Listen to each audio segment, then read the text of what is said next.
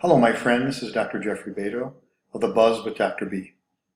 This is the companion video for rheumatoid arthritis treatment that was recently placed on myspineandjointpain.com. There are many details in that post that I'm not going to go over in this video, but I want to emphasize a few things, and so I've made this video to do so. First of all, I want to remind you that rheumatoid arthritis is a disease that is called an autoimmune disease. What that means is that the body fails to recognize self as self, and certain key target areas of the body are then inflamed or damaged by your own immune system.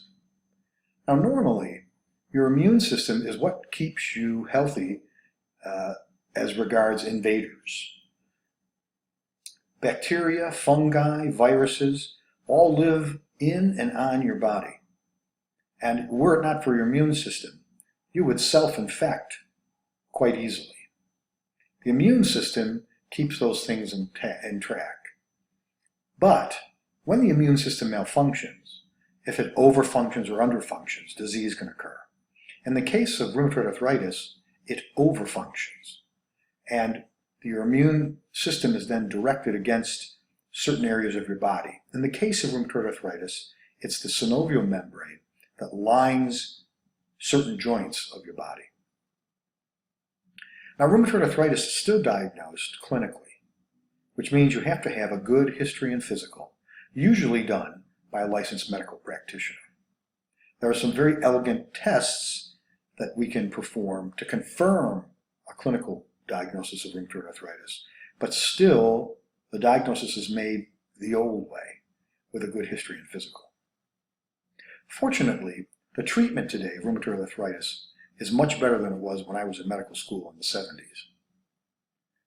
The number one improvement in treatment for rheumatoid arthritis has been a class of medications called DMARDs. Those are medications that actually modify the immune function in a person with rheumatoid arthritis.